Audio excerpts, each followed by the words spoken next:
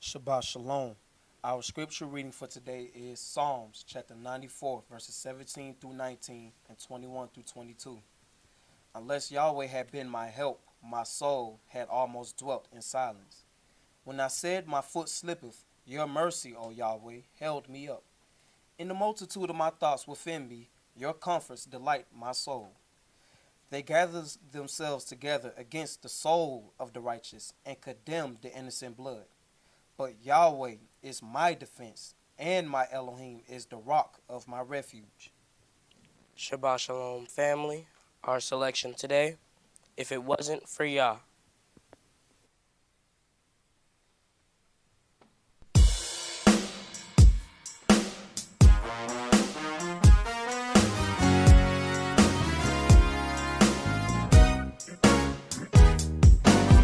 If it wasn't for Yah, where would I be? My life was nothing until He set me free. What a change He made in my life. No more compromising, no wrong for the right. He made the difference. He made the difference in my life. If it wasn't for Yah, where would I be? My life was nothing until He set me free. What a change He made in my life. No more compromising, no wrong for the right. He made the difference. He made the difference in my life. I don't walk like I used to walk. 'Cause he made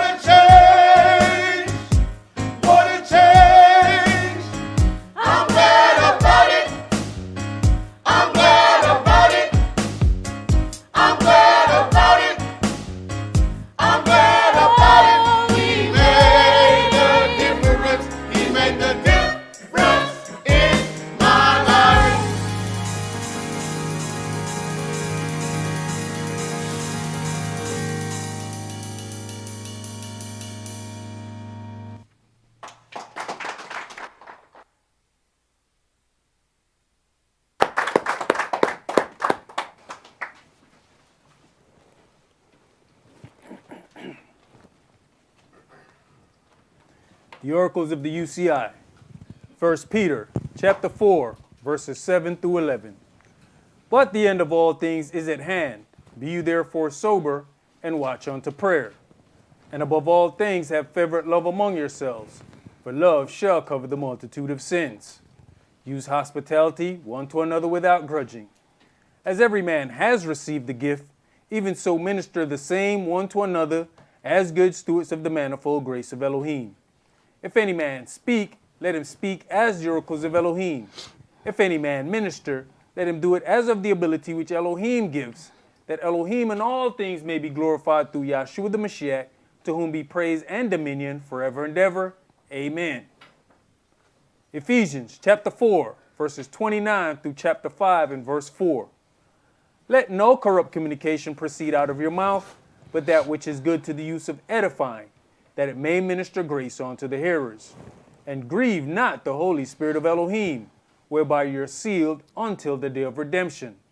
Let all bitterness and wrath and anger and clamor and evil speaking be put away from you with all malice. And be you kind one to another, tender-hearted, forgiving one another, even as Elohim for Yahshua's sake has forgiven you. Be you therefore followers of Elohim, as dear children, and walk in love, as the Mashiach also have loved us, and has given himself for us an offering and sacrifice to Elohim for a sweet-smelling savor. But fornication, and all uncleanness, or covetousness, let it not be once named among you as become saints. Neither filthiness, nor foolish talking, nor jesting, which are not convenient, but rather given of thanks. Ecclesiastes chapter 5, verses 1 and 2. Keep your foot when you go to the house of Elohim, and be more ready to hear than to give the sacrifice of fools, for they consider not that they do evil. Be not rash with your mouth, and let not your heart be hasty to utter anything before Elohim. For Elohim is in heaven, and you up on earth. Therefore, let your words be few. Exodus chapter 23, verses 20 and 21. Behold, I send an angel before you, to keep you in the way, and to bring you into the place which I have prepared. Beware of him, and obey his voice. Provoke him not, for he will not pardon your transgressions, for my name is in him. Revelations chapter 3, verses 20 through 22. Behold, I stand at the door and knock. If any man hear my voice and open the door, I will come into him, and will sup with him, and he with me. To him that overcomes will I grant to sit with me in my throne, even as I have also overcame, and am sat down with my Father in his throne. He that has an ear, let him hear what the Spirit says unto the churches. All right, Shabbat Shalom. Shabbat Shalom. Which is peace on Yahweh's holy Sabbath day. Welcome to another holy convocation that Yahweh has enjoined unto us here in Lithonia, Georgia. Just listening to the choir selection for today, if it wasn't for Yahweh, if we kind of think back to some of the things that we have encountered, there were some of those things that we ask ourselves, how exactly did I make it out of that? And you have to begin to realize that there are plans for us. And if it wasn't for him, we would have been in some really deeper and darker times. But when we consider Yahweh bringing us up on higher ground, sometimes you don't really feel very high when he's getting ready to bring you up on another level. But that's part of that purifying. The purifying fire is not comfortable fire. The purification process is not the place where anybody glories. It's the afterward, when you look at the brilliant shine that is there, then there's glory. But we have to make it through that purification stage. It is written in 1 Peter chapter 1 and verse 7 that the trial of your faith, being much more precious than of gold that perishes, though it be tried with fire, might be found unto praise and honor and glory at the appearing of Yahshua the Messiah. So the glory part is not in the beginning. You're going to go through this trial of your faith, this trial that's going to help mold you into some things that he wishes or that he desires for you to be. You will get glory at the end, but if you're looking for the glory in the midst of the trial, you're focusing on the wrong thing. And you may end up being dismayed in the middle of the trial because you're already looking for the glory, but the glory comes at the end. The glory does not come in the middle of the trial. The trial, the fire, is to purify you to make you better. You know, we would like to think that we make all of these great decisions and that we are going to make these great changes in our lives, but in actuality, Yahweh will allow something to happen that would be one of the most uncomfortable things ever in your life. And because of that, you end up stepping on another level. You would like to believe that it would be you, that one day you was going to make that step on your own. Right. Sure you was. You ain't made it these 40 years. But surely you was going to do it one day. Well, sooner or later, he get tired of one day. And one day turn into 2 days. And then he's got to bring that thing. And then that thing is going to make you step. That thing is going to make you better. So we have to understand that being purified in the fire is a process. So we're going to begin today's sermon in Numbers 19. Numbers chapter 19, and we're going to read verses 1 through 22.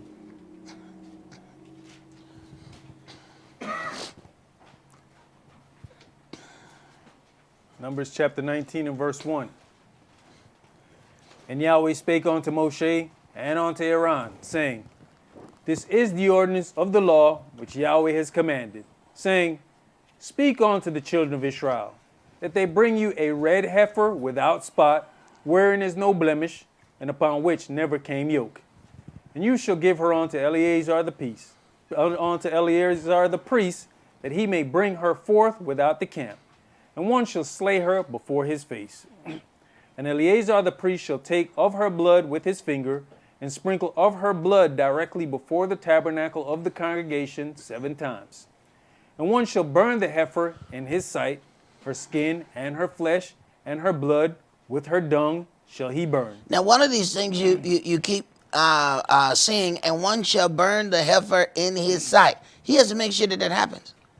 He can't like take somebody else's word for it, even though he's not doing it. All right, did you do it? Yeah, did. No. Did you see it done?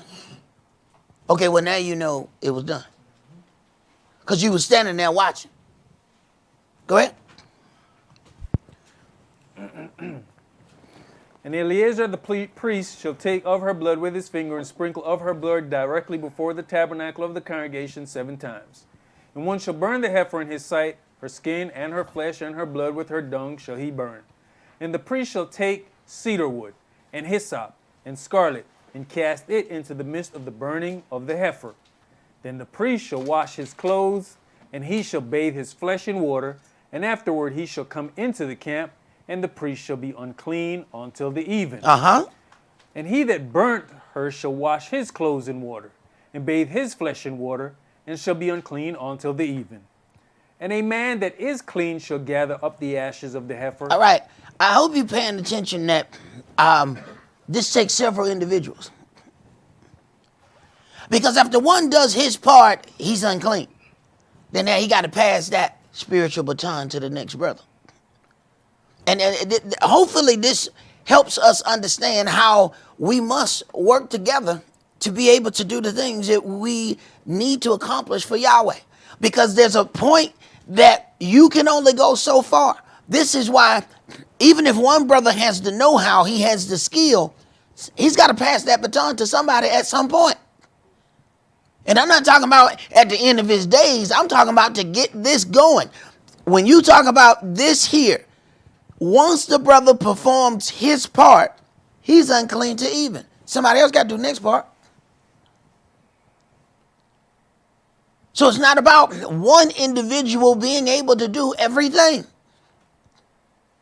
Go ahead. And lay them up without the camp in a clean place. And it shall be kept for the congregation of the children of Israel for a water of separation. It is a purification for sin. And he that gathers the ashes of the heifer shall wash his clothes, and be unclean until the even. And it shall be unto the children of Israel, and unto the stranger that sojourns among them, for a statute forever. He that touches the dead body of any man shall be unclean 7 days. He shall purify himself with it on the 3rd day, and on the 7th day he shall be clean. But if he purify not himself the 3rd day, then the 7th day he shall not be clean. So then this water of purification is so important that the process, each part of the process has to be separated. That is very interesting. Each part of the process is separated, so there's a clean individual carrying out each portion of it. Go ahead. You know, brother, you're talking about separating of the work. When you look at Eleazar, he's standing there throughout all this. So at some point, Eleazar know how to do it. Of course. It ain't his job to do it, though. You got it. I told brothers last night while we were working on stuff, I know what we need to do, but I don't know how to do it. What? Well, I know what need to be done, but I don't know how to do it. That part ain't my job. But I can tell you, all right, that need to be cut, that need to be cut, and this need to slide under here. Now, I don't know how you going to do that, though.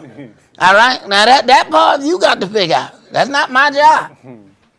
Go ahead. Verse 13. Whosoever touches the dead body of any man that is dead and purifies not himself defiles the tabernacle of Yahweh, and that soul shall be cut off from Israel. Because the water of separation was not sprinkled upon him, he shall be unclean. His uncleanness is yet upon him. This is the law when a man dies in a tent. All that come into the tent and all that is in the tent shall be unclean 7 days. And every open vessel which has no covering bound upon it is unclean. And whosoever touches one that is slain with a sword in the open fields, or a dead body, or a bone of a man, or a grave, shall be unclean 7 days. Now, understand, these are the instructions, the rules governing the children of Israel. And of course, we have to make sure that people understand this. This is during the time that we have a temple. This is during the time where we have water of separation. Understand also that the Gentiles got in this book and they realized that. So what did they start doing? Coming into the holy city and purposely making reasons that they would be unclean. And once the people got discouraged, see, they got discouraged because something happened, and eventually, y'all know how we at. After a certain point, we said, well, you know what, man, just forget all of it. Now he got you. That's exactly where he wanted you to be, right there. Go ahead. You know, when you look at verse 14, you know, sometimes, you know, we go out to these funerals, and if it's on a Friday, you got to be careful because you need to make sure you clean before the sun go down. Right.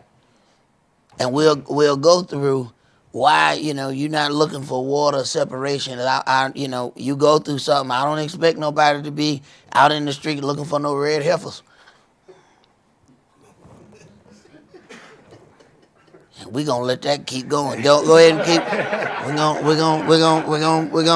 We're gonna move on. That's what we're gonna do. Verse 17. Shabbat shalom. Verse 17. And for an unclean person they shall take of the ashes of the burnt heifer of purification for sin, and running water shall be put thereto in a vessel.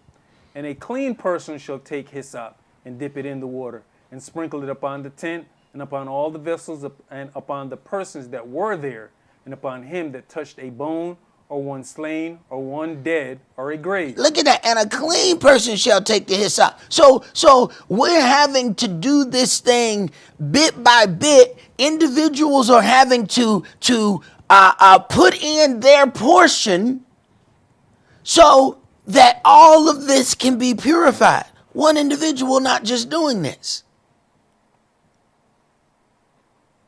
Go ahead. And the clean person shall sprinkle upon the unclean on the 3rd day, and on the 7th day. And on the 7th day he shall purify himself, and wash his clothes, and bathe himself in water, and shall be clean at even. But the man that shall be unclean, and shall not purify himself, that soul shall be cut off from among the congregation, because he has defiled the sanctuary of Yahweh. The water of separation has not been sprinkled upon him, he is unclean.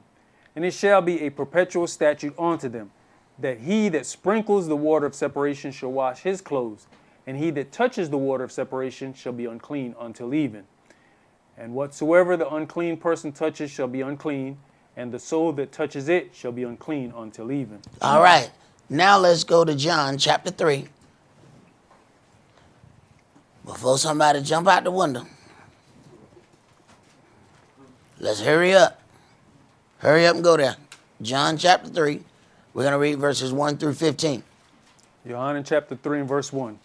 There was a man of the Pharisees named Nicodemus, a ruler of the Yehudims. The same came to Yahshua by night, and said unto him, Rabbi, we know that you are a teacher come from Elohim. For no man can do these miracles that you doeth, except Elohim be with him. Yahshua answered and said unto him, Verily, verily, I say unto you, except a man be born again, he cannot see the kingdom of Elohim. Nicodemus says unto him, How can a man be born when he is old? Can he enter the second time into his mother's womb and be born? Yahshua answered, Verily, verily, I say unto you, except a man be born of water and of the Spirit, he cannot enter into the kingdom of Elohim. That which is born of the flesh is flesh, and that which is born of the Spirit is spirit. Marvel not that I said unto you, you must be born again.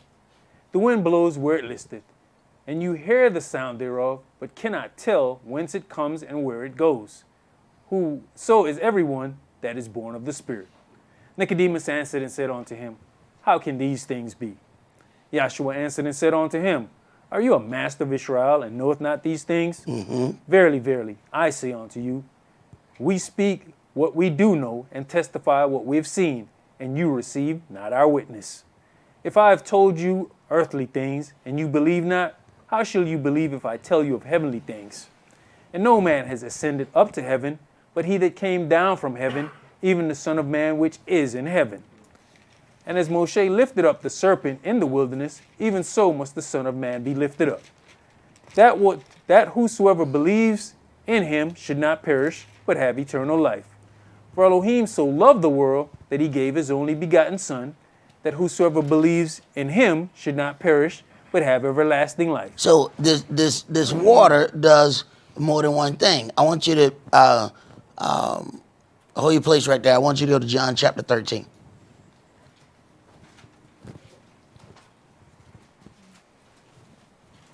Said John chapter 13. Uh-huh.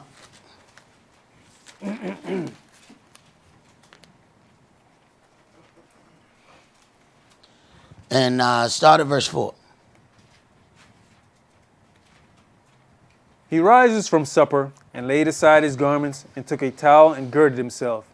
After that he poureth water into a basin and began to wash the disciples' feet and to wipe them with the towel wherewith he was girded. Then comes he to Simeon Peter. And Cephas said unto him, Adonai, does you wash my feet? Yahshua answered and said unto him, What I do you knoweth not now, but you shall know hereafter. So you don't understand what I'm doing to you right now. You'll understand that later. This is why you're not running out looking for some red heifers to set on fire to get water separation. Go ahead. Cephas said unto him, You shall never wash my feet. Yahshua answered him, If I wash you not, you have no part with me. See, a lot of times people think that we're just going through the motions when it comes time for Passover and we're doing foot washing. Sometimes we don't even recognize what we're doing for one another. Remember, the process one individual wasn't able to get the whole process of this water of purification. There's a point where you can cleanse yourself before the sundown and wash your feet. And then there comes a point where somebody else has to wash your feet. You can't do it. Go ahead. Simeon Peter says unto him, Adonai, not my feet only, but also my hands and my head. Yahshua says to him, He that is washed needs not save to wash his feet, but is clean every whit, and you are clean, but not all. Right. All I need to do to cleanse you is to wash your feet.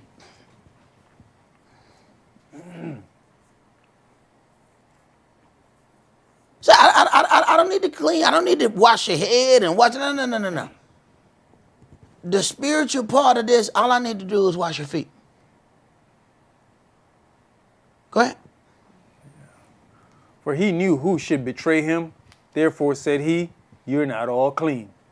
So after he had washed their feet and had taken his garment and was set down again, he said unto them, know you what I've done to you?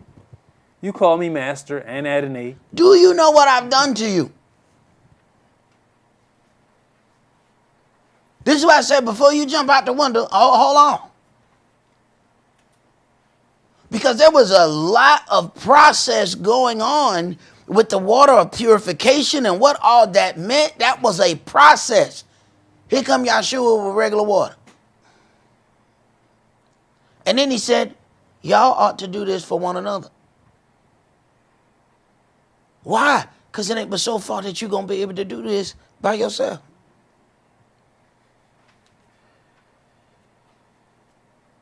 Yahweh does that for a reason. You know, because we'll believe that we part of that play Jesus Superstar. You know, we done put on the cape. We taking care of the whole thing. No, you're not. No, you're not. No, you're going to do this part. Somebody else going to do this part. Somebody else going to do that part. Go ahead. You call me master and Adonai, and you say, well, for so I am. If I then, your master and Adonai, have washed your feet, you also ought to wash one another's feet. You also ought to wash one another's feet. Go ahead. For I have given you an example that you should do as I have done to you. I have given you an example. Okay, so the law was full of all of these carnal washings. And sometimes if you just read some of the things in the Old Testament and you don't come directly back with the things of the New, people are going to stay there and think that you are dealing with this old out of touch stuff because they don't know where it connects. They have no idea where it connects. So even for the New Testament only people, they read the foot washing and have no idea how deep the correlation is in this law. So it's up to us to make sure that we can deal with both sides of that. Understand that we're not held to the strictest part of the law, but you need to know where that transforms. So that when those fiery trials start, you don't start second guessing yourself saying, well, maybe I should have did more. Maybe I should have did. Now you're looking for cedar wood. Hey, bro, calm down. What are you doing? But see, that trial make you feel funny. Everybody can talk calm until the trial start. Oh man, I watch pre-fights and I watch the pre-game. Oh, everybody gonna win. Everybody is confident. But I'm telling you, when a man take that good one right there to the nose and he get that Donald Duck look, you know he don't know where he at. He don't know where he at, but he was very confident before that game. Everybody got game time, pre-game speeches. So you can talk all that, oh, we more than conquerors. Oh, won't he do it? You can do it, you can do all that. When that fire start going, it's different. The next thing is you're going to be talking to you, trying to convince you, won't he do it? Won't he do it? Hey, and if that's what you got to do, keep doing it. Because you need to make it through that trial. Let's go to Numbers chapter 31.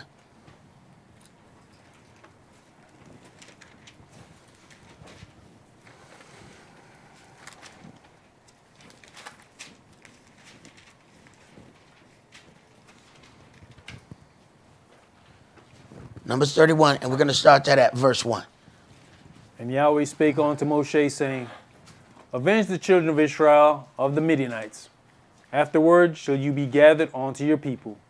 And Moshe spake unto the people, saying, arm some of yourselves unto the war, and let them go against the Midianites, and avenge Yahweh of Midian. Of every tribe 1,000, throughout all the tribes of Israel shall you send to war. So there were delivered out of the thousands of Israel 1,000 of every tribe, 12,000 armed for war. And Moshe sent them to the war, 8,000 of every tribe, them and Phinehas, the son of Eleazar the priest, to the war, with the holy instruments and the trumpets to blow in his hand. And they warred against the Midianites, as Yahweh commanded Moshe, and they slew all the males. Now, you notice here you have, a priest here, and they got holy instruments and horns. There's one thing about going to war. It's something altogether different to be out on the field and everybody got AR and they gave you a trumpet. There's a part of you that said, well, can I get a trumpet on a 9? You know what I'm saying? I know I can't get an AR, but surely I can get a trumpet on a 9. You know what I'm saying? What about a Glock 40? What about a Glock 40? I can keep it right there in the same bag with the trumpet in. You know what I'm saying? I can blow and at the same time. But can I have something? You got stuff flying by you, and you looking like Kenny G. They out there, pow, pow, pow. You, pow, pow, pow, pow. Wait a minute. No. You never consider there's certain jobs that, boy, you got to have some faith out here. These people out here killing one another, and your weapon that Yahweh has given you is a horn. Go ahead. Verse 8, and they slew the kings of Midian, beside the rest of them that were slain, namely Evi, and Rechem, and Zur, and Hur, and Reba, 5 kings of Midian. Balaam also the son of Beor they slew with the sword. And the children of Israel took all the women of Midian captives, and their little ones, and took the spoil of all their cattle, and all their flocks, and all their goods. And they burnt all their cities wherein they dwelt, and all their goodly castles with fire. And they took all the spoil, and all the prey, both of men and of beasts. And they brought the captives, and the prey, and the spoil unto Moshe, and Eleazar the priest, and unto the congregation of the children of Israel, unto the camp at the plains of Moab, which are by Jordan near Jericho. And Moshe and Eleazar the priest and all the princes of the congregation went forth to meet them without the camp. And Moshe was angry with the officers of the host, with the captains over thousands and captains over hundreds, which came from the battle. He's angry with all of these captains. Because at some point, somebody should have said something. Go ahead. And Moshe said unto them, have you saved all the women alive? Now wait a minute. See, we claim to be hard, but we got those soft spots. So yeah, it's time to go to war. Yeah, we go to war. And then we said, well, surely y'all wouldn't want me to kill that. Have you seen that? Surely. Matter of fact, when I seen her, I said, there's a God. No, you ain't following your instructions. Go ahead. Behold, these caused the children of Israel through the counsels of Balaam to commit trespass. Right. Wasn't these the ones that caused Israel to sin? And you saved all them alive? Go ahead. In the matter of Peor, there was a plague among the congregation of Yahweh. Now therefore kill every male among the little ones, and kill every woman that has known man by lying with him. But all the women children that have not known a man by lying with him. Women children. He said only say the virgins. Go ahead. Keep alive for yourselves. And do you abide without the camp 7 days. Whosoever has killed any person, and whosoever has touched any slain, purify both yourselves and your captives on the 3rd day and on the 7th day. And purify all your raiment, and all that is made of skins, and all work of goat's hair, and all things made of wood. So even though these individuals have followed what they were given to do, they were sent forth to war. They still have a purification process. They are not just automatically, okay, well, Yahweh accepted me because, he told me to do it. They still got to be purified. And this is one battle. When you consider how many battles King David fought, you have to then understand why Yahweh said, you can't build my house. There's so much blood on your hands, there is no water that's going to clean that off. But that was his job. Yahweh sent him to put together the kingdom of Israel. Yahweh gave him that charge. So then Yahweh also added unto him, it was good that you even thought about it. And because you thought about it, I'm going to do this, this, and this for your whole line. But your hands can't build a house. See, it's a different kind of blood, war blood from sacrificial blood. Two different kinds of blood. Go ahead. And Eleazar the priest said unto the men of war which went to the battle, this is the ordinance of the law which Yahweh commanded Moshe. Only the gold and the silver, the brass, the iron, the tin, and the lead, everything that may abide the fire, you shall make it to go through the fire. Everything that can withstand the fire, it shall go through the fire. Go ahead. And it shall be clean. Nevertheless, it shall be purified with the water of separation. And all that abides not the fire, you shall make go through the water.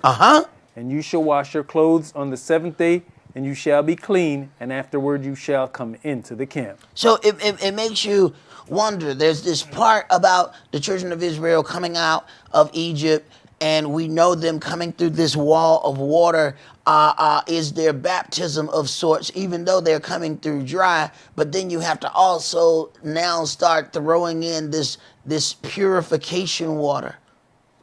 I mean, they're coming out of Egypt, which was riddled with gods. The man talking thought he was a god. They have gods everywhere. So there's purification that needs to happen there. There's certain things that Yahweh is doing that he's not sharing with you. At no point in time when they come through this wall of water does he say, you're being baptized and purified. Come on, my children. Not one time. And just like Yahshua washed their feet, do you even understand what I've done to you? You don't even understand, do you? He does not explain everything along the way. This is why we must be careful. Because some of the things that you are kicking against is the very thing that he's doing to bring you up on higher ground. Let's go to Zechariah chapter 13.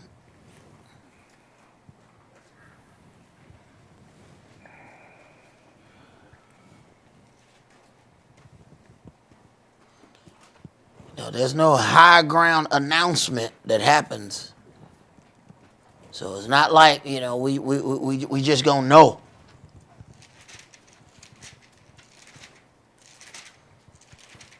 Sometimes a thing may be halfway over before you figure out exactly what's happening.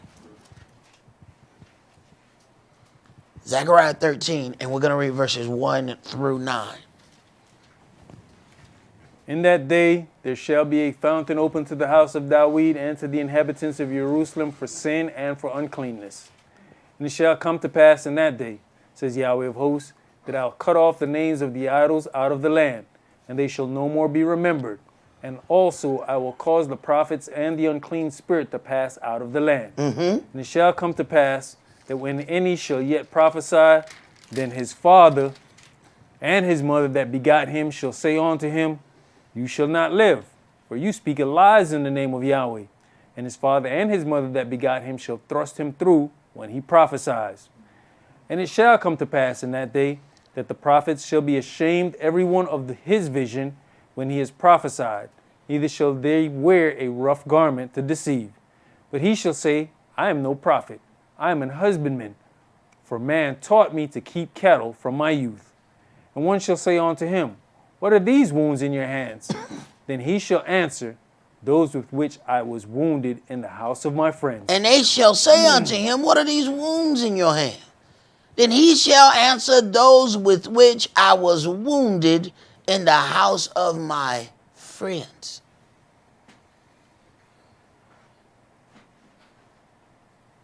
Yahshua knew who the betrayer was.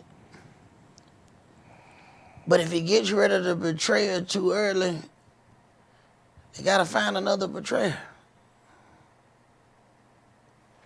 See, after the betrayer does what they do and that job is finished, now he can get another individual to replace the betrayer without being a betrayer. But if he makes that move too early, that next person has to be a betrayer too. Go ahead. Awake, O sword, against my shepherd, and against the man that is my fellow, says Yahweh of hosts. Smite the shepherd, and the sheep shall be scattered. And I'll turn mine hand upon the little ones. Right. The adversary operates. All you got to do is, turn on the channel and watch that Animal Planet. Watch how them wolves hunt. Watch how they scatter. I mean, their tactics are just utterly amazing. It's hard to figure out which one they hunting. The wolves cause straight confusion. But they already got their eye on what they're getting. They make them run left. They make them run right. They make them run. Oh, that's just part of the game. They ain't started hunting yet. If you look, the ones on the outside just jogging. They ain't even put their real speed on yet. They just jogging. Keep turning the direction. Oh, they weighing them down. Then all of a sudden you see them kick in. And you realize they was turning them each way they wanted them to turn. So we understand that there's a script here. And whether we know it or not, we auditioning for a part. Somebody got to play Judas. I mean, I hope you don't get that part. I hope I don't get that part. But somebody got to play that part. Go ahead. Verse 8, and it shall come to pass that in all the land, says Yahweh, 2 parts therein shall be cut off and die. 2 parts therein shall be cut off and die. These are the things that when it comes down to the redemption of the children of Israel, those who just want to accept blessings don't want to discuss any of these measures here. They just want to talk about, well, you see how much money these people got, they must be Israel. All right, well, I'm still waiting for 2/3 to get cut off and die. And I'm sorry, this 2/3, we had something very, very interesting that was said. This is how Yahweh really trims the fat. It says, what are those wounds in your hands? And he shall answer, those with which I was wounded in the house of my friends. So if you're going to try to tell me that some other past event was 2/3 getting cut off, now I know you're lying. Because this coincides with Yahshua. And we ain't seen him yet. Not his return. So, where your 2/3 at? Go ahead. But the third shall be left therein. And I'll bring the 3rd part through the fire. The 3rd part is going to go through the fire. Wait a minute. Now we're talking about purification. So we have natural fire and then we have spiritual fire. We have the kind of fire that's going to purify us. Not the kind of fire that's going to burn us up. Not the fire that's going to consume us, but fire that's going to make us better.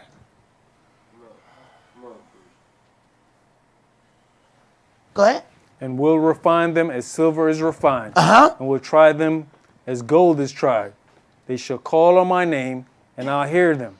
I will say, it is my people, and they shall say, Yahweh is my Elohim. Wait a minute. These things are going to be said after they've been refined.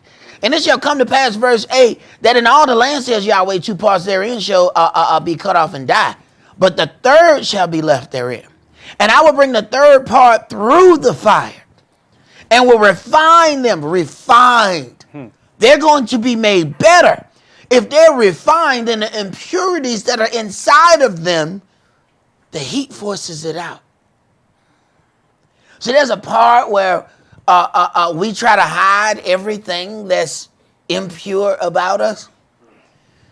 And then Yahweh calls that fire to come. And the more you keep trying to hide it, keeps just popping out. Then I don't understand what's happening. happening here?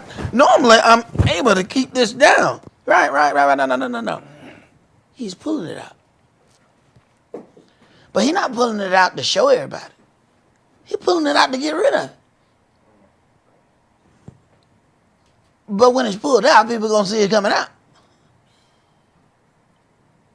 Now, do you at that point, are you so interested in your image that you rather Yahweh leave you alone and put it back in because you don't want nobody to see it come out?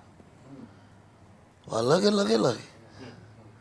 Okay, so you rather stay unrefined rather than anybody see you get purified. That's interesting. Yeah. Let's go to 1 Corinthians chapter 3.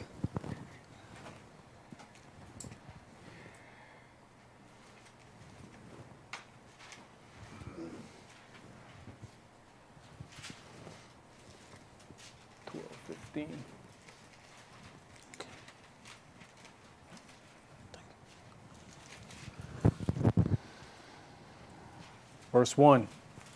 And I, brethren, could not speak unto you as unto spiritual, but as unto carnal, even as unto babes in Yahshua. I have fed you with milk and not with meat, for hitherto you were not able to bear it, neither yet now are you able. For you are yet carnal. For whereas there is among you envying and strife and divisions, are you not carnal and walk as men? For while one says, I am of Saul, and another, I am of Apollos, are you not carnal? Who then is Saul, and who is Apollos, but ministers by whom you believed, even as the Adonai gave to every man? I have planted, Apollos watered, but Elohim gave the increase. Wait a minute. Now, we're still talking about different parts of this process.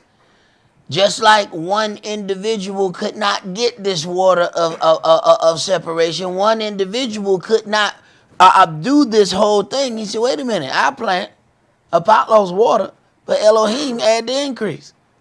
Once again, there's still a baton being passed so that the entire work is done. Go ahead. So then, neither is he that plants anything, neither he that waters, but Elohim that gives the increase. Now he that plants and he that waters are one, and every man shall receive his own reward according to his own labor. Every man shall receive his own reward according to his own labor. Man don't work, he don't eat. Go ahead. For we are laborers together with Elohim. You are Elohim's husbandry. You are Elohim's building. According to the grace of Elohim which is given unto me, as a wise master builder, I have laid the foundation, and another builds thereon. But let every man take heed how he builds thereupon. Take heed to how you build upon the foundation that was already laid before you got there. You can't just say it's a foundation, so I'm going to put whatever I want on top of it. Go ahead. For other foundation can no man lay than that is laid, which is Yahshua HaMashiach. Now if any man build upon this foundation gold, silver, precious stones, wood, hay, stubble, every man's work shall be made manifest, for the day shall declare it, because it shall be revealed by fire, and the fire shall try every man's work of what sort it is. Right. So the fire has to try the work. Will the work withstand the fire? What kind of work did we put forth? Go ahead. If any man's work abide which he has built thereupon, he shall receive a reward. If any man's work shall be burnt, he shall suffer loss, but he himself shall be saved, yet so as by fire. If any man's work shall be burned, he shall suffer loss, but he himself shall be saved, yet so as by fire. In Matthew 3 and verse 11, it says, I indeed baptize you with water unto repentance, but he that comes after me is mightier than I, whose shoes I am not worthy to bear. He shall baptize you with the Holy Spirit and with fire.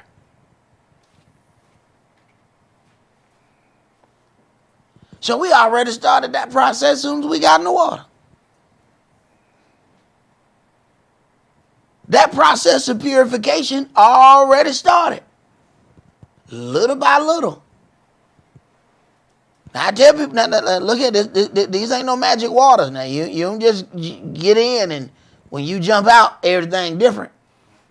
And now all of a sudden, you know what, I didn't even have to walk to the car. I just floated right to it. No, that's not going to happen. That's not going to happen. That's not going to happen. You still going to have to walk.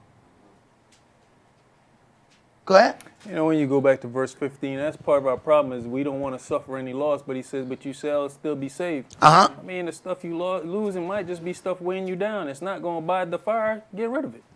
Brother, some of the stuff that we lose may turn around and gain us our salvation. Mm-hmm.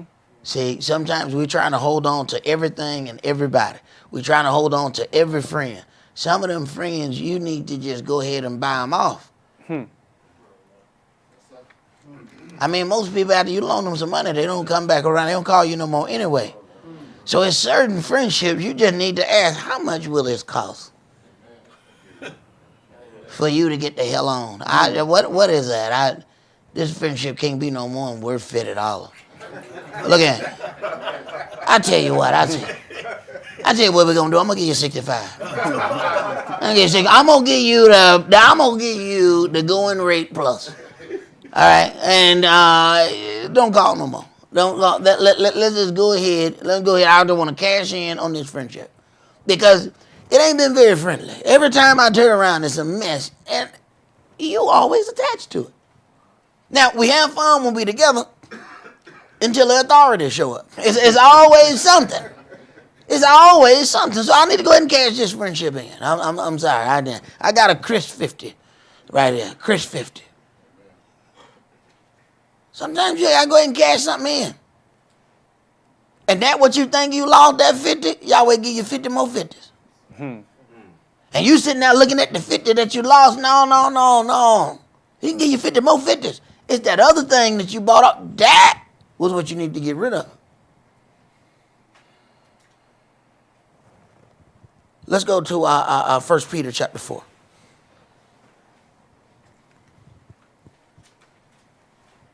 See, there's some parts of the purification that we're okay with.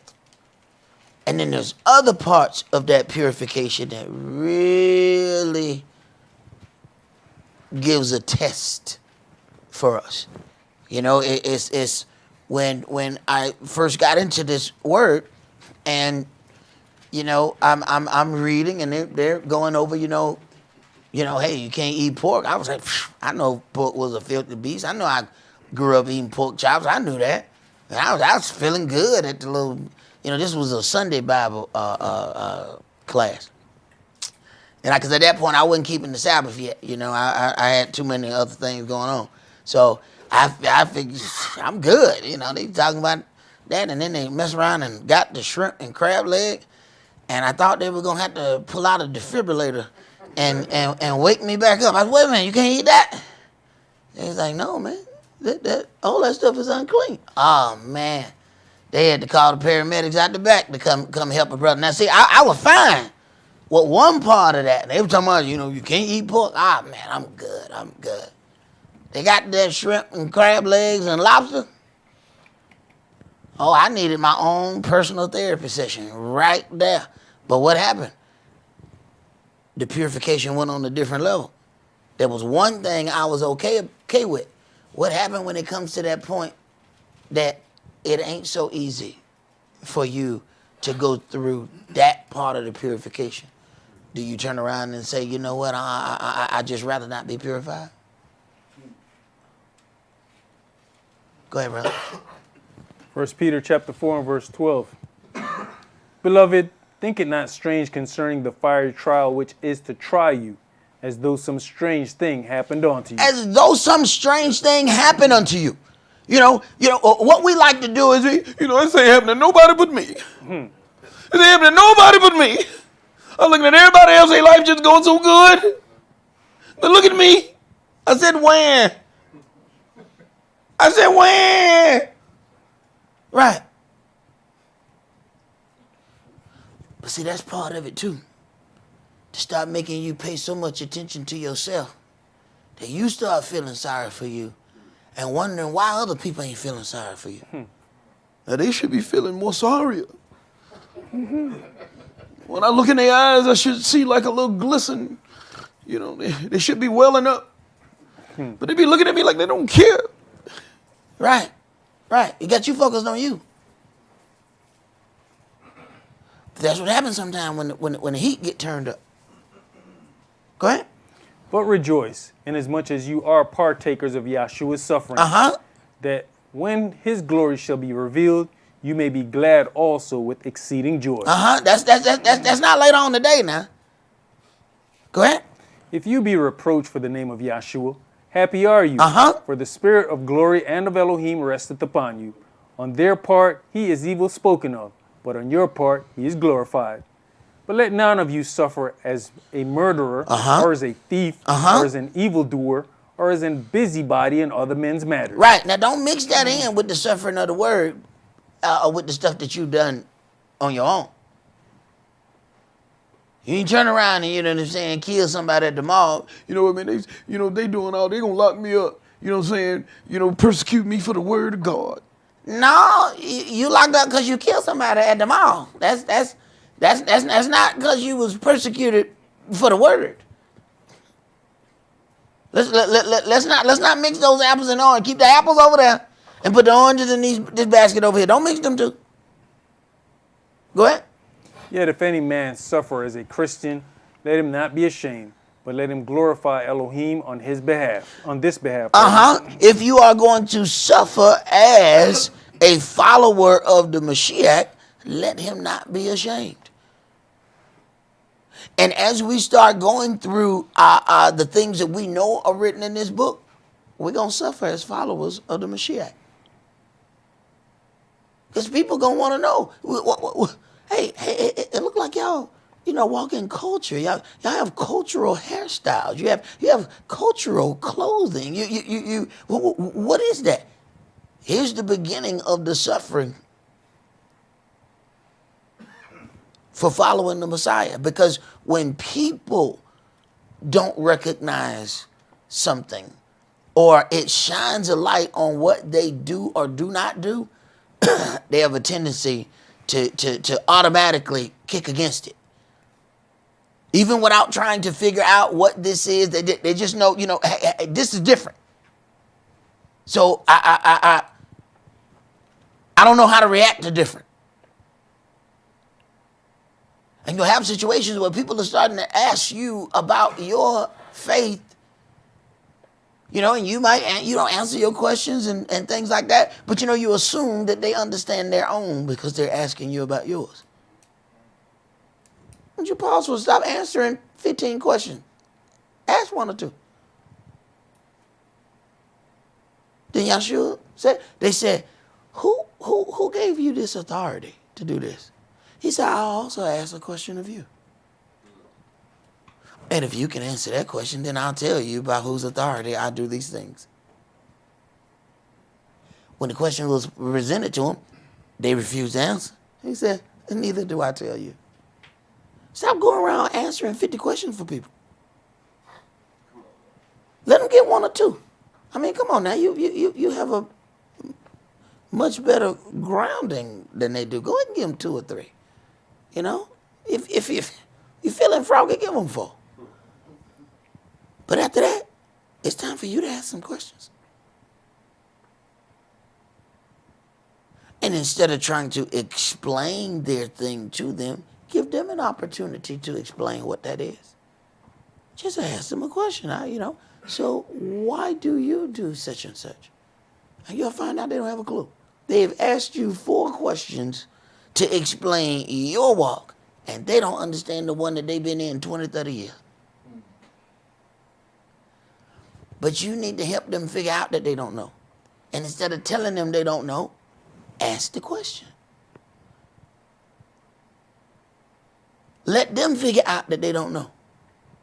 When their eyes start and they going through Control Alt Delete in their brain trying to reboot because they don't know, wait a minute, I never been asked that. Right, but you done asked me 4 questions back to back. How is it you can't answer one? Go ahead, brother. We finished that. Go ahead. You know, when you even look at it, it says, yet if any man suffer as a Christian, and you look at modern day Christianity, they would jump and want to use that, but what are you suffering? There's no change to you. There's no difference to you than anybody else. Okay, on Sunday you dress up in a suit and a tie. All right, on Monday when I see that man going to work in a suit and a tie, should I assume that he a Christian? Because he looked just the way you did yesterday. Right. There's no change in your attire. You say you baptized and I see no change. You still doing the same things you've been doing. But like my sister has said to me, you changed since you started going to that church. I think that's what's supposed to happen. Right. Right. He said, what suffer? What does a Christian suffer? They said, suffer. I got to sit here and count all this money. It just makes me so sad. Never seen that before in the history of life, that somebody argues about how much money they have to count. Where's the suffering coming from? Because the readings about even making changes are not even dealt with. It is all about how much God wants you to be rich. And one of the things that my elder used to say, if God wanted you to be rich, you'd already be rich. Now here's the problem. What is all that money going to do for all the other impurities that he hadn't purged out of there yet? So you hadn't gone through that purification, and all of a sudden, boom, you hit lotto next week. You, my friend, got the worst hell than you have ever seen in your life. Everybody like, oh, you've been so blessed. Oh, my goodness, you done hit the lotto. 24, 45, 46. Oh, you hit it, baby. Yes, you did. Right. Your life is hell right now from the day you turn that thing in. Because every last one of them impurities that have not been purified, boy, they on their way. And now they coming strong too, boy. They coming strong. All of a sudden you find stuff you didn't know. You find out, you know, they have so many different kinds of liqueur. All you knew was gin and cognac. You go and find out that they got liquor stores that cover the whole block. And you're like, what? I think I'll have them all. No, you can't. No, you can't.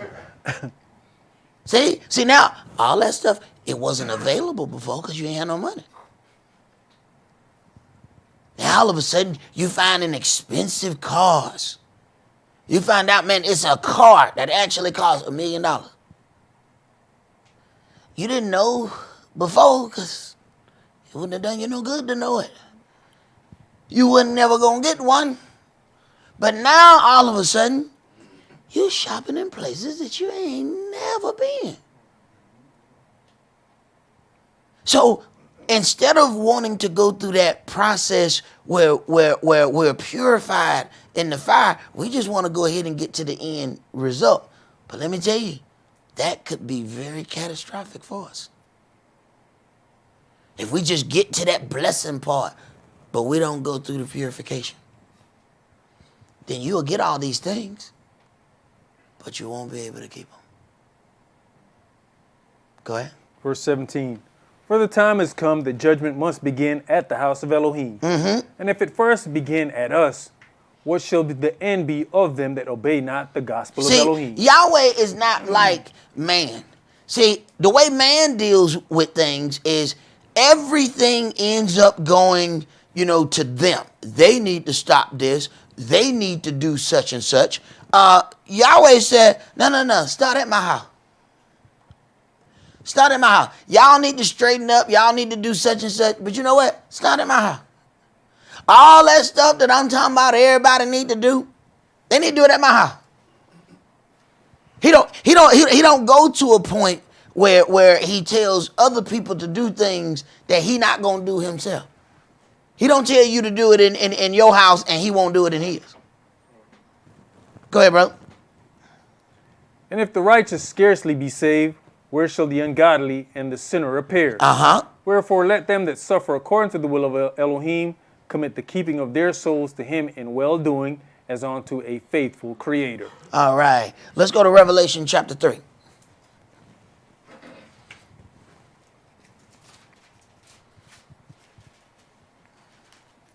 Revelation chapter 3, and we're going to read verses 14 through 22.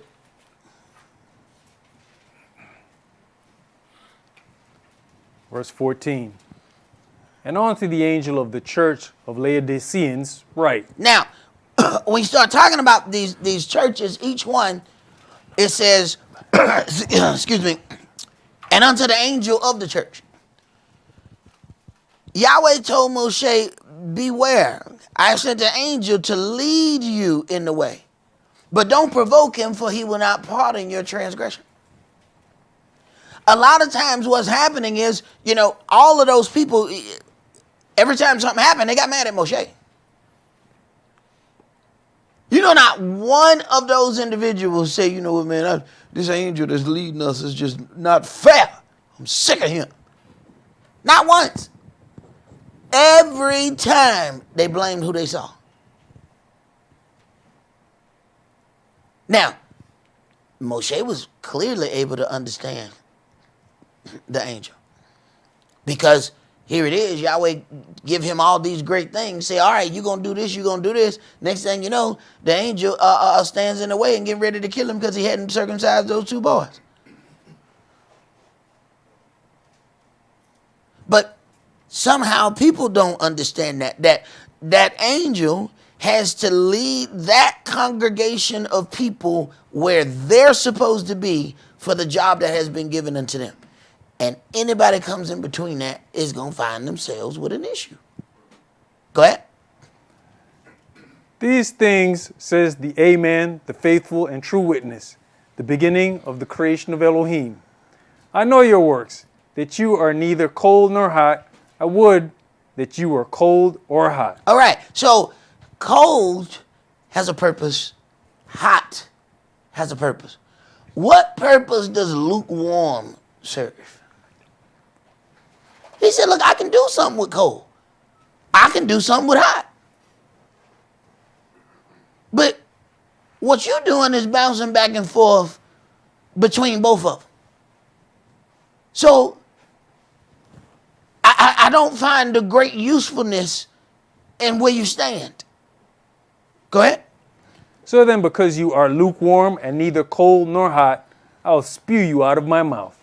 Because you says, I am rich and increase with goods, and have need of nothing, and knoweth not that you are wretched and miserable and poor and blind and naked. Wait a minute. If you think you're rich and you are wretched, miserable, poor, blind, and naked, then we must be counting a different kind of income. How can you think you're rich and still have all this? So you might be thinking you're rich because you looked at your bank statement. And you said, man, I'm hood rich. I pay my bills and this money's still in there. But here says, know you not that you are wretched, miserable, poor, blind, and naked. Wait a minute, naked? I got on Gucci. No. You have absolutely no cloak for your sin. You are naked. There's absolutely no covering for your sin. You don't even see what it is you actually getting yourself into. You are blind. You think you see because you're so busy counting money. You have to ask yourself, how can somebody, it says because you say I am rich and increase with goods. You know how strange people will look at you if you go to a rich man's house and he got everything. He got cars, boats, rovers, cruisers, everything. And he said, boy, you are really poor. What to do? Right. But didn't Yahweh tell us, I don't look at men the way you look at men? Didn't he tell us that? When they got ready to say, surely he not going to pick, I got one more son. But he the little pretty one that wouldn't be out there with the sheep and stuff. He probably out there playing a harp. He said, ain't nobody's king. I bring him here. Not him? Surely, I got some warrior boys you need to look at. These boys scare me, and I'm their daddy. Bring that other one. And you can tell his brothers had a little bit of disdain for him, too. He always said, get up, anoint him. That's him. The one that ain't there when the prophet didn't choose David. The daddy didn't even choose David. Yahweh said that's him. Go ahead. I counsel you to buy of me gold tried in the fire, that you may be rich, and white raiment, that you may be clothed, and that the shame of your nakedness do not appear. Wait a minute. He said, white raiment, that the shame of your nakedness does not appear. So you got on clothing, but what kind of clothes you got on? So you can be clothed and still naked. What you got on? What kind of clothing do you wear? So we might think we have something on, and here it is. Yahshua said, look at all these naked people out here. Go ahead. And anoint your eyes with eye salve, that you may see. As many as I love, I rebuke and chasten it. Be zealous, therefore, and repent. Wait a minute. As many as I love, I rebuke and I chasten. As many as I love, I'm going to bring them through this purification process. See? Because I love them, I want them to be better. We think we're showing love by leaving individuals alone. This is why you have two distinct different types of parenting. You have the people who think that they love their child by not doing anything to the child, no matter what the child does. Then you have those who truly love their child and will allow the child to go through the purification process. And there's going to be times where, hey, that child going to be like, hey, look, it's hot in here, Daddy. I know, walk back in there. But Dad, it's hot in here. And that's why they call it fire, son. Going back in there. You're going to be better when you come out.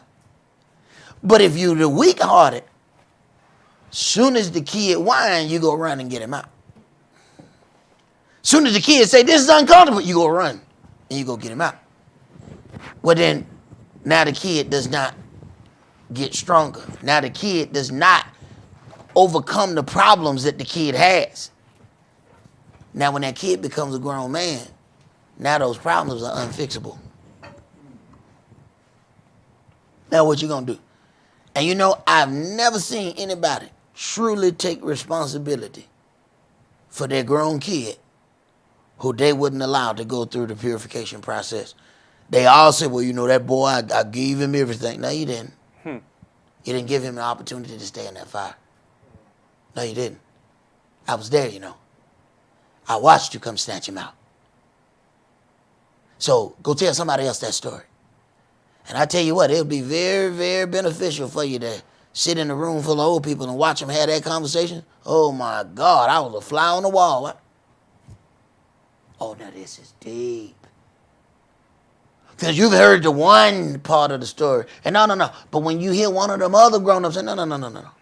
No, you are responsible for this. You helped make that individual that. Because you kept pulling him out the fire. You, every time somebody got ready to deal with him, you came and snatched him up.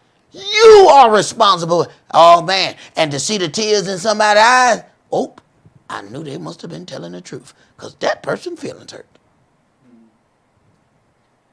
Right. Sometimes we have to figure out whether or not we want to be liked or we want to be successful in the job that Yahweh has given us.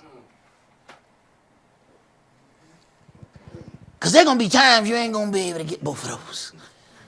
And I'm going to tell you it's probably going to be most of those times. You're not going to be able to have both of those. So you got to pick which one of them you want to be. You can be liked, or you can perform the service that he's given for you to perform. Which one of them you want?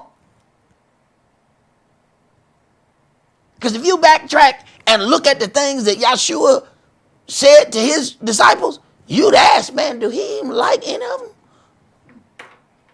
Oh, he hurt their feelings constantly.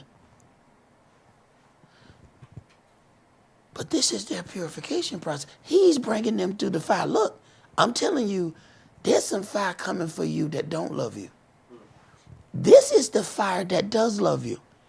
Get accustomed to fire. Understand the difference. Some things that my elder did with me, I thought it was completely unfair. I thought he was the hardest old man that had ever stepped foot on this earth. It just didn't seem right. When he was gone, I wanted to dig him up and tell him thank you. Because half of the time he was talking in riddles, he was telling me about the very ones in the room who was going to attack me. I didn't pick it up. Who is as blind as my servant that I've sent? I'm like, what you talking about? Yeah, you figure it out. What is he talking? Oh, every last one of them was sitting right there beside me. But he knew those bits and pieces, and he's like, boy, boy, get ready, boy. Boy, get ready. So some of the things that we think that we're doing, that we're helping, we may indeed find out that we are actually hurting because we're not allowing that process. Yahweh says, I'm going to refine them as silver is refined. Do you try to stop Yahweh when he starts? Go ahead. You know, brother, part of the issue is we're coming into this word as adults. So when it comes to the rebuke and chastisement, we can't put ourselves in a child's place, realizing that we're in this word as children at the point that we're at. But we're still bucking with the adult mentality. Who you talking to? Who are you dealing with me like that? When you look at even the disciples, Yahshua and his disciples were probably the same age. Some of them might have been older than him. We don't know. But these were grown men who were able to deal with the chastisement, that made them better down the road. Right. Let's go to 2 Kings chapter 8.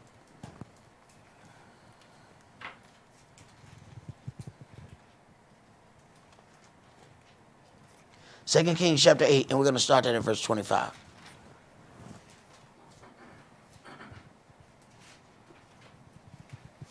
See, there are those things that we can, read about and we can hear about that are trials, but what we have to do is be able to present that and see that when it comes through our door. Go ahead. In the 12th year of Joram, the son of Ahab, king of Israel, that Ahijah, the son of Jehoram, king of Yehudah, began to reign. 22 years old was Ahijah when he began to reign, and he reigned 1 year in Jerusalem, and his mother's name was Athaliah, the daughter of Omri, king of Israel. So 22 years old, he's beginning to reign. Let me tell you something. At 22 years old, if you're in charge of some people, you better have some things together. Because we swear we grown at 22, but let me tell you something. At best, we can figure out how to do something with ourselves. When you're responsible for a whole nation of people, that is a heavy task for a 22-year-old. Go ahead. And he walked in the way of the house of Ahab. Well, he already got a problem because Ahab has done everything evil. Go ahead. And did evil in the sight of Yahweh, as did the house of Ahab, for he was the son-in-law of the house of Ahab. And he went with Joram, the son of Ahab, to the war against Hazael, king of Syria, in Ramoth Gilead. And the Syrians wounded Joram. Now, it says, for he was the son-in-law of the house of Ahab. So you then back up where Yahweh said, look, don't make any covenants with these people. Don't make any marriages with these people because they're going to turn your sons from following me. So when you look at some of these unions, you find out, oh, wow, instead of these individuals kind of helping one another, this union made them more evil. And those are some of the last things that we think about when we're looking to find a mate. We're looking at all these things. Yeah, would this situation make you evil? That's the last. Ain't now nothing. That ain't what we praying about. God, I seen something. Oh my God. It was like Israel. I started crying when I saw. Wait a minute. You might be crying for the rest of your life. You might want to ask the right things. Go ahead. And King Joram went back to be healed in Jezreel of his wounds, which the Syrians had given him at Ramah, when he fought against Hazael, king of Syria. And Ahaziah, the son of Jehoram, king of Yehudah, went down to see Joram, the son of Ahab, in Jezreel, because he was sick. And Elisha the prophet called one of the children of the prophets and said unto him, Gird up your loins, and take this box of oil in your hand, and go to Ramoth Gilead. And when you come thither, look out there Jehu the son of Jehoshaphat, the son of Nimshi, and go in, and make him arise up from among his brethren, and carry him to an inner chamber. Then take the box of oil, and pour it on his head, and say, Thus says Yahweh, I have anointed you king over Israel. Then open the door, and flee, and tarry not. Now, this is how you know, hey, look here. This person is anointed for absolute, I'm telling you, it's about to be some trouble. So, when you anoint this individual king, I'm going to need you to take off running. I'm going to need you to take off running, because the war jumping off before the oil hit the ground. Pour the oil on his head. Before the oil hit the ground, be gone. Say what you got to say and go. Go ahead. So the young man, even the young man the prophet, went to Ramoth Gilead. And when he came, behold, the captains of the host were sitting. And he said, I have an errand to you, O captain. And Jehu said, Unto which of all of us? And he said, To you, O captain. And he arose and went into the house, and he poured the oil on his head, and said unto him, Thus says Yahweh Elohim of Israel, I have anointed you king over the people of Yahweh, even over Israel. Sound like a good thing. Go ahead. And you shall smite the house of Ahab your master, that I may avenge the blood of my servants the prophets. Wait a minute. You've been anointed to do a job. See, somebody else has done some great sinful things, and your job is to bring forth the judgment of Yahweh. Go ahead. And the blood of all the servants of Yahweh at the hand of Jezebel. Right. So, if you don't perform this job, you got some serious issues. See, these people have shed blood, and Yahweh made some promises about what he was going to do. Now, you have been the individual who have been picked to carry out and make his word true. Go ahead. And the whole house of Ahab shall perish. And I'll cut off from among Ahab him that pissed against the wall, and him that is shut up and left in Israel. There are certain times that an individual can do something that causes their entire family to be cut off. There are certain things, and you wonder, well, why would you send out the whole family? Because all of them learn the same evilness. All of them play the same little twisted game. They all got to go. Yahweh said, look, he didn't have kids and all these other people that was in. No. Yahweh said, no, I'm killing all of them. Every part of it has to be separated from Israel, because it says when you allow that to remain in Israel, it shall spread. This is the same reason why it says when you're getting ready to go to war, you find somebody who is afraid and their heart is not there. You got to separate that individual, lest that fear spread among all your soldiers.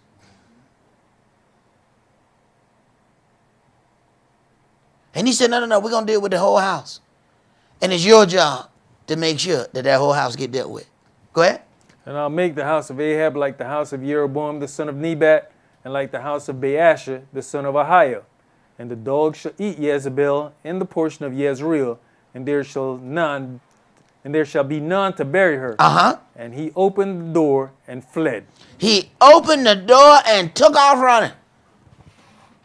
Man, y'all seen the running prophet? No, I didn't know they had a running prophet. Yeah, man, the prophet came through here, he anointed the brother, and he ran, the oil was still dripping behind him. He was just taking off. Right. Oh, they're waffing to jump off immediately. But then there's anointing to do that job.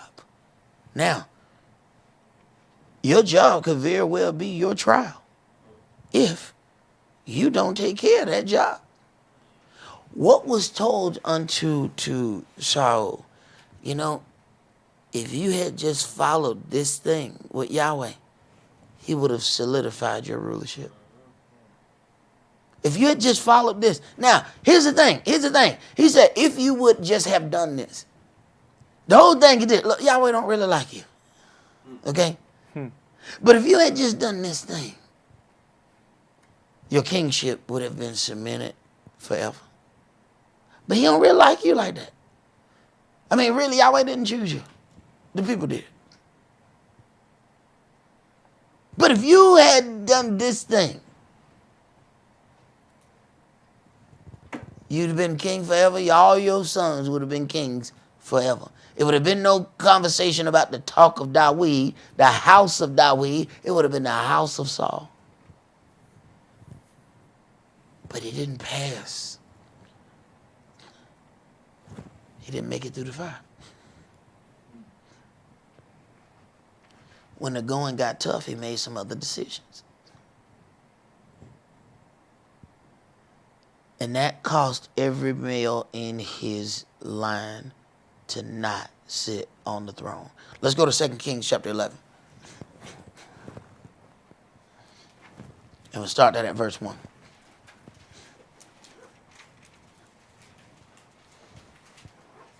See, the word says, a man shall not die for the sins of his father. That don't mean you ain't going to get put out with him.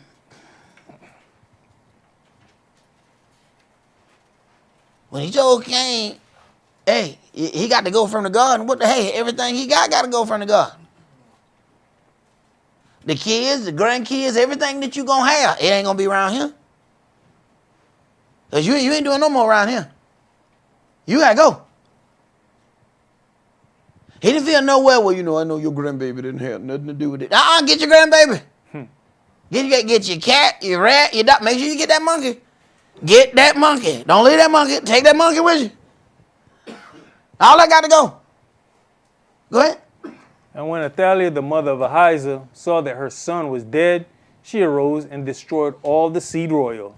Sometimes it is interesting how names go and the things that you see in life.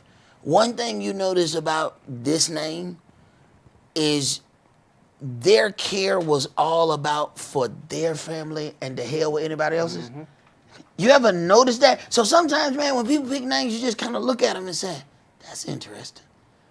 Because this individual was all about their family. Didn't matter who else's got hurt. Didn't matter who they had to lie to, who they had to steal from. None of that.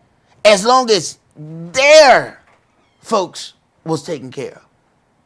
It is rather interesting. And I don't think sometimes, man, when we even look at names, if we do any research and look at, what does this mean? What were the other individuals who, had this name? How did they operate?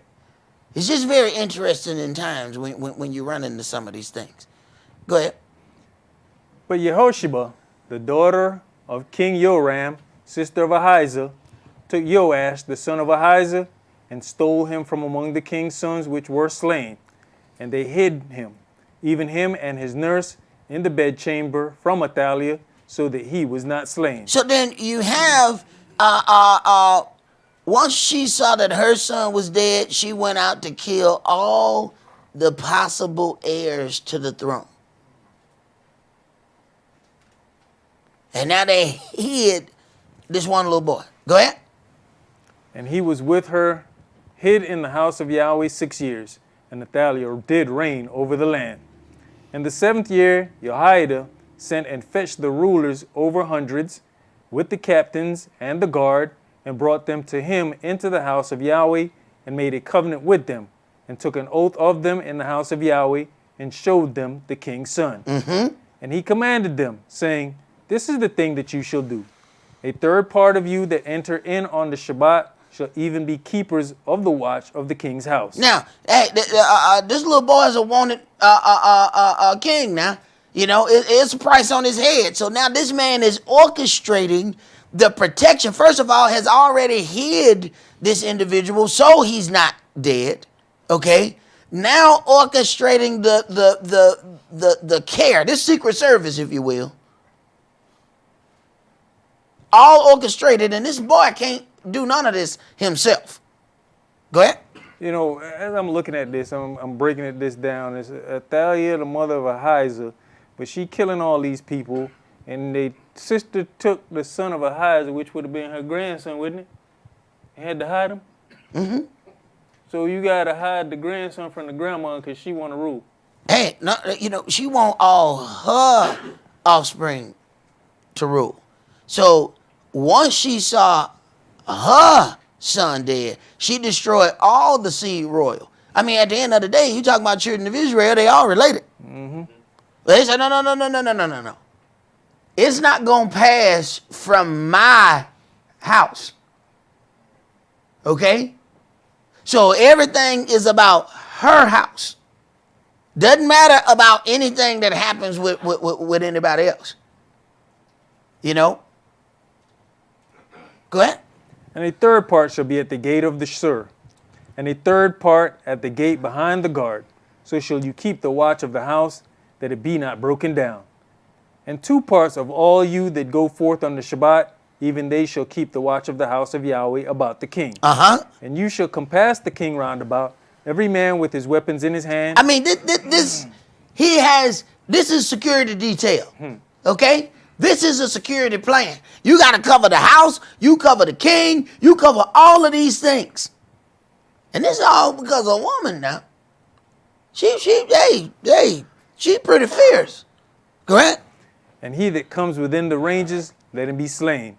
And be you with the king as he goes out and as he comes in. Be you with the king as he goes out and he comes in. If they get too close to him, they die. Walk up on the king and it's going to be the lady. You're going to walk up, but you're going to carry you back. You can't get too close to him. His little boy, he can't protect himself. Get close enough to him and you won't live to regret it. But there's a man setting forth and putting all this together. Go ahead. And the captains over the hundreds did according to all the things that Jehoiada the priest commanded. Uh-huh. And they took every man his men that were to come in on the Shabbat with them that should go out on the Shabbat, and came to Jehoiada the priest. And to the captains over hundreds did the priest give King David spears and shields that were in the temple of Yahweh. And the guard stood, every man with his weapons in his hand, round about the king, from the right corner of the temple to the left corner of the temple, along by the altar and the temple. And he brought forth the king's son, and put the crown upon him, and gave him the testimony, and they made him king, and anointed him. And they clapped their hands, and said, Elohim save the king. Uh-huh. And when Athaliah heard the noise of the guard and of the people, she came to the people in the temple of Yahweh.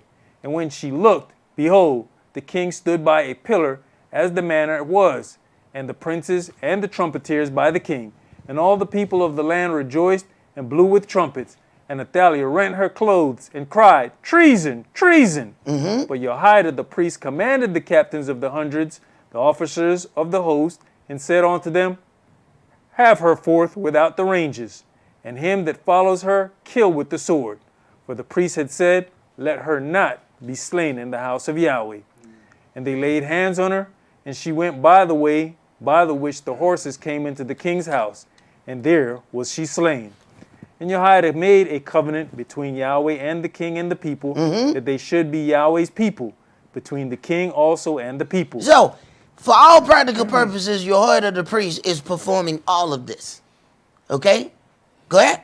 And all the people of the land went into the house of Baal, and brake it down. His altars and his images brake they in pieces thoroughly, and slew Matan, the priest of Baal, before the altars, and the priest anointed officers over the house of Yahweh. And he took the rulers over hundreds, and the captains, and the guard, and all the people of the land, and they brought down the king from the house of Yahweh, and came by the way of the gate of the guard to the king's house. and he sat on the throne of the kings. And all the people of the land rejoiced, and the city was in quiet. And they slew Athaliah with the sword beside the king's house. 7 years old was Joash when he began to reign. So all of this is orchestrated by Jehoiada the priest. Because this little boy can't do or perform any of these things. But you have to see the disloyalty of people. Let's go to 2 Chronicles chapter 24. See, there should be, you learn a lot. Sometimes your trial comes in a different way. When somebody has done so much for a house, it should be hard for some people to speak against, or especially if it's a lie. But it should be very, very difficult when somebody has really come through for you. 2 Chronicles chapter 24, and let's start that at verse 1. Joash was 7 years old when he began to reign, and he reigned 40 years in Jerusalem. His mother's name also was Zibiah of Beersheba. And Joash did that which was right in the sight of Yahweh all the days of Jehoiada the priest. And Jehoiada took for him 2 wives, and he begat sons and daughters. So Jehoiada done got the man when he's 7 years old. Jehoiada set up everything. Okay? Jehoiada said, you know what? I picked 2 wives for him. Hey, he taking care of little bro. Keep reading. And it came to pass after this that Joash was minded to repair the house of Yahweh. And he gathered together the priests and the Levites and said to them, go out into the cities of Yehudah and gather of all Israel money to repair the house of your Elohim from year to year, and see that you hasten the matter. Howbeit the Levites hastened it not.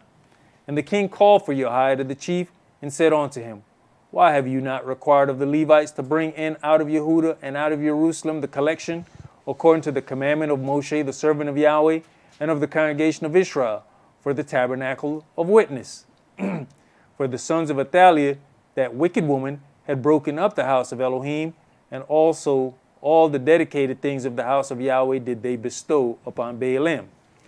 And at the king's commandment they made a chest and set it without at the gate of the house of Yahweh. Jump to verse 15.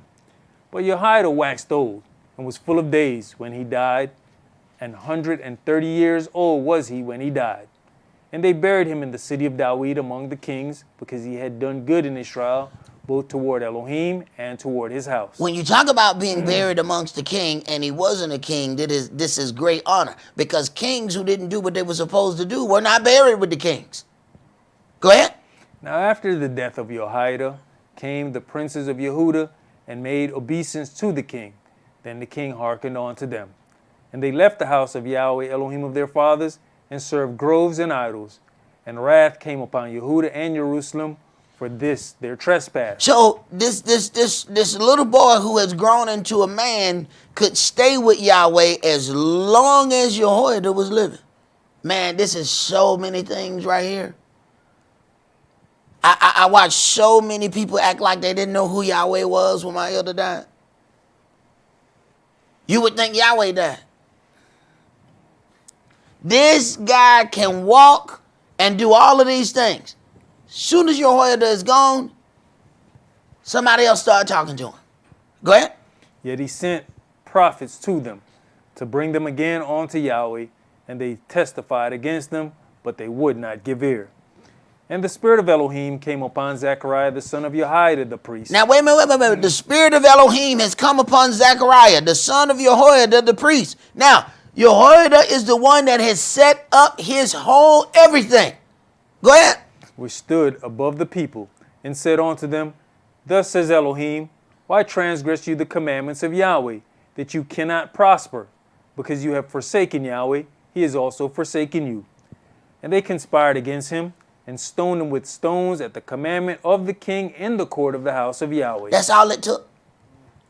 Now this is the son of the man. That man is the only reason you are alive.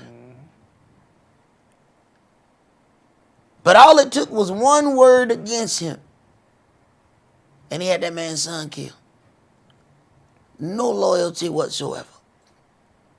Go ahead. Thus Joash the king remembered not the kindness which Jehoiada his father had done to him, Didn't remember anything. Go ahead. but slew his son. And when he died, he said, Yahweh, look upon it and require it. And it came to pass at the end of the year that the host of Syria came up against him, and they came to Yehuda and Jerusalem, and destroyed all the princes of the people from among the people, and sent all the spoil of them unto the king of Damascus. For the army of the Syrians came with a small company of men, and Yahweh delivered a very great host into their hand, because they had forsaken Yahweh Elohim of their fathers, so they executed judgment against Joash. And when they were departed from him, for they left him in great diseases, his own servants conspired against him. His own servants from outside of his own house, go ahead, Conspired against him for the blood of the sons of Jehoiada the priest, and slew him on his bed, and he died. And they buried him in the city of David, but they buried him not in the sepulchres of the kings. They did not bury him with the rest of the kings. But you look at some things and you see how Yahweh steps back and allows the process to go forward. Here is a man, we're talking a little bitty boy who was saved as an infant. And it didn't mean nothing to him. He didn't have any loyalty whatsoever. The first word that was spoken against his action, and the word that was spoken was true. But he still had a man killed for it. Let's go to Psalms chapter 35.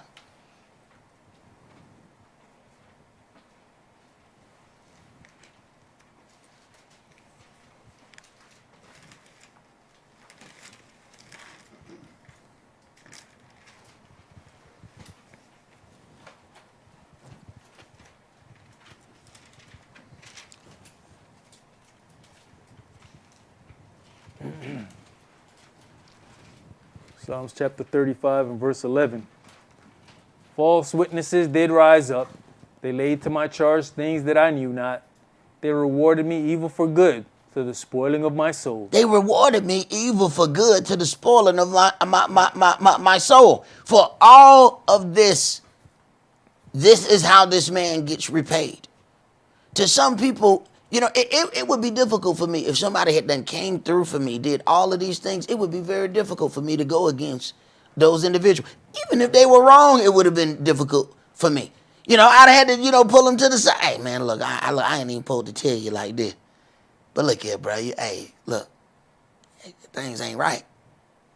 Now, I'm supposed to tell you publicly, but I'm going to tell you this first one private, but I probably have to go public the next time. Because I'm even transgressing and telling you like this, but I got to show you some kind of love. But look here, man, this is what it is. It would be very difficult for me to do that. But you find some of the things that you're going to run into with Israel is there's absolutely no loyalty whatsoever. And most of the burn comes from the individuals who you've helped the most. Go ahead. You know, we was talking about killing this man, and people were, well, I don't kill you. Well, you're doing character assassination when you're telling lies on somebody. No doubt. And what does it say about a lie? Whatever the judgment for a lie is, whatever you intended for that lie to cause with that other individual, that's your judgment. So if that lie was supposed to cause character assassination, that's what's going to happen with you. Go ahead. But as for me, when they were sick, my clothing was sackcloth. I humbled my soul with fasting, and my prayer returned into mine own bosom. Right. As for me, when they were sick, I clothed myself with sackcloth. As for me, when they was hungry, I gave them food to eat. As for me, when they couldn't pay their rent, I paid it. Go ahead. I behaved myself as though he had been my friend or I brother. behaved myself as though he had been my friend. Go ahead. I bowed down heavily as one that mourns for his mother. But in mine adversity they rejoiced and gathered themselves together. Yea, the abjects gathered themselves together against me, and I knew it not. They did tear me and ceased not. Right. You start noticing that all of a sudden the people who have become your enemies all of a sudden become friends with other people who are your enemies. You look and say, you know what, I didn't know y'all knew each other. Oh, you know, I forgot y'all. Interesting. So now there's a gathering of your enemies, your ex-friends. And their only connection is they all have indignation against you. Go ahead. With hypocritical mockers and feasts, they gnashed upon me with their teeth. Adonai, how long will you look on? Rescue my soul from their destructions, my darling from the lions. I will give you thanks in the great congregation. I'll praise you among much people. Let not them that are mine enemies wrongfully rejoice over me, neither let them wink with the eye that hate me without a cause. For they speak not peace, but they devise deceitful matters against them that are quiet in the land. And here's the thing. Regardless as to what happened to you or who did it, it's Yahweh's trial for you. Sometimes we look at all the other things, and all those other things may be true. But at the end of the day, what's in it for you? We're so busy sometimes trying to point the blame. Well, this person did that. Yeah, they did that. This person lied. Yeah, they did that. This person did. Yeah, they did that. But what's in it for you? Doesn't mean that all those other things not true. All those other things true. They did. They lied. They stole. They did all that. Folks so good at stealing that they help other people steal to cover up their stealing. So folks will come in there and steal all the food out your kitchen, but then start handing out plates to other people so that they can protect themselves from the thievery. So how do you blame them for stealing when 50 niggas got a plate?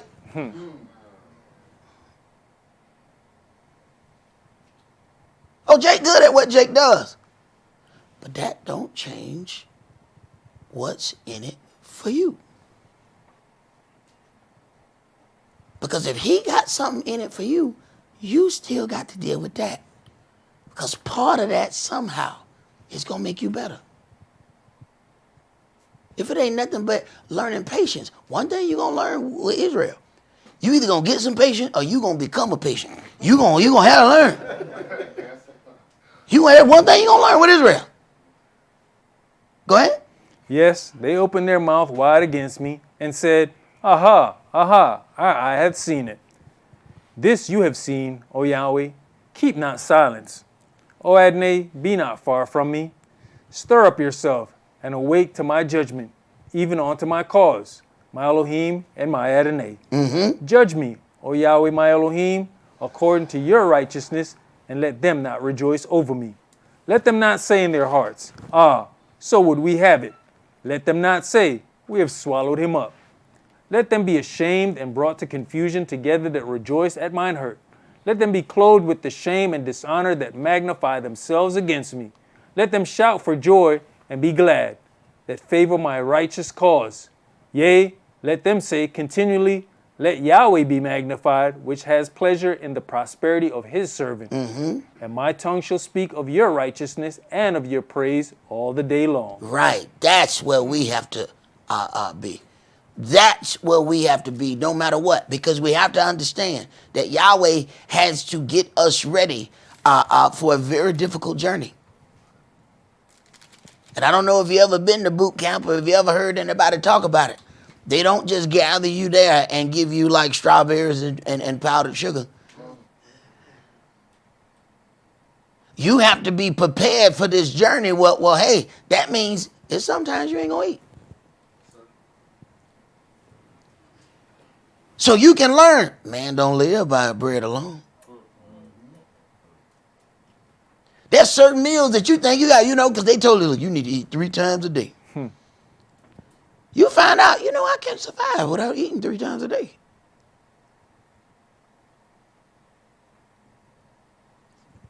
Well, that means Yahweh has to take us through some things to prepare us for this journey that we're going to, have to take.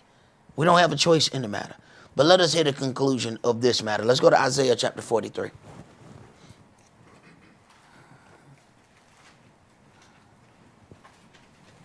Isaiah 43, I'm going to start that at verse 1. But now thus says Yahweh that created you, O Yaakov, and he that formed you, O Israel, fear not. For I have redeemed you. I have called you by your name. You are mine. Right. I understand that you're focusing on this fire that I have you in. I know that you're focusing on that. I know that this has your attention. But fear not, I got you. You're going to shine better than ever when I'm done. Go ahead. When you pass it through the waters. Not if. Go ahead. When you pass it through the waters, I'll be with you. And through the rivers, they shall not overflow you. When you walk through the fire. When? Not if you walk through the fire. When you walk through the fire. Go ahead. You shall not be burnt, neither shall the flame kindle upon you. You gonna walk through this fire like it's nothing. Why? How? Come on, trade. That mean I got to send you through some baby fires. I got to let you fall on a grill or two. So you get used to a few things. So then when that fire get on you, everybody says, man, I don't know how that brother came out of that. Right. Right. Right. Right. Go ahead. For I am Yahweh your Elohim, the Holy One of Israel, your Savior. I gave Egypt for your ransom, Ethiopia and Seba for you. Right. If you slow down and meditate and look back, you'll find the people that Yahweh sacrificed for you.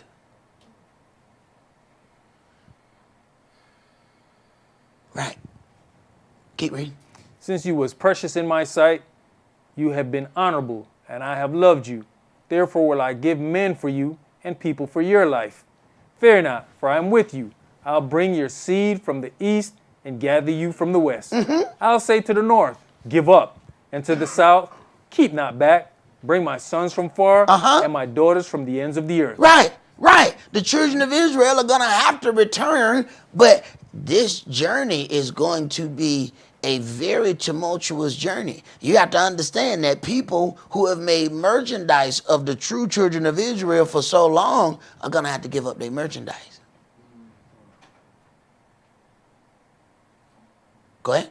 Even everyone that is called by my name, for I have created him for my glory. Right. When he says, I've created him for my glory, this is the very thing that defines our punishment. For these 29 little twisted days of this month, they've been talking around in circles with their little black history, and not one of them will have that conversation. When he says, I've created them for my glory, wait a minute. You were created to be servants. And if you don't serve him, you're going to serve your enemies in your enemy's land. Every question comes up about slavery. Not that one. Now, why won't that question make it to the great forums of the world? They'll talk to everybody. Why you think they ain't never going to ask Esaac ben Israel?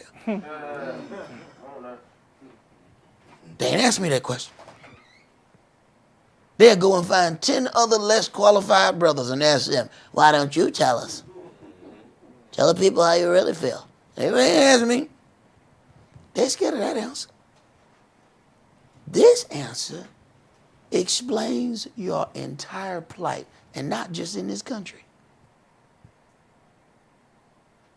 So they're going to go around in circles. Well, the Africans, so, the warring tribe. No. Let's get right down to it. Yahweh said that his people was created to be his servants, and if they did not serve him, then they were going to serve their enemies. Let's look out over the earth and see if we can find the people who have been in multiple situations of slavery. Where are those people? And when I look, I don't come up with the people who are in the land. So now we got a problem. This is why only certain individuals will ever be asked that question, if the question even comes up. And if the question come up, let me tell you something. They got a nice little trick, even on live programming. That thing got a 7-second delay. So believe you me, by the time you say something and you say, well, oh man, I put that truth out there. Yeah, go home and look at it. Go home and look at it. Your truth gonna be missing. Yeah, they edited that right out of there. It never even made it to a live program. They was able to cut that right out of there. Right. Interesting. Go ahead. I have formed him, yea, I have made him. Bring forth the blind people that have eyes, and the deaf that have ears. That all the nations be gathered together, and let the people be assembled. Let all the nations be assembled. Wait a minute. Every last one of these nations have had a part in scattering my people and making merchandise of them. All y'all come up. Go ahead. Who among them can declare this and show us former things? Let them bring forth their witnesses, that they may be justified, or let them hear and say, it is true. You are my witnesses, says Yahweh, and my servant whom I have chosen. Right, and this is why we are in a constant need of protection, because the adversary, the devil, and his children are trying to kill off Yahweh's witnesses. How do you get off on the trial? Make sure the witness don't testify. We don't realize that we've been in witness protection program from day one. And every time one of us start talking too much, they all right, silence him. Go ahead. That you may know and believe me, and understand that I am he. Before me there was no El form, neither shall there be after me. I, even I, am Yah, and beside me there is no Savior. I have declared and have saved, and I have showed when there was no strange God among you. Therefore you are my witnesses, says Yahweh, that I am El. And ain't nothing worse than a witness who won't testify. Tell me what happened. I just want to be neutral. Okay. I found a neutral place in the fire for you. It won't be red, it won't be blue. It'll be somewhere in between. How about that? But you won't go through it. You're just going to sit in it. See, the beautiful thing about this purification process is you're only in the fire for a certain amount of time. Judgment is you never get out the fire.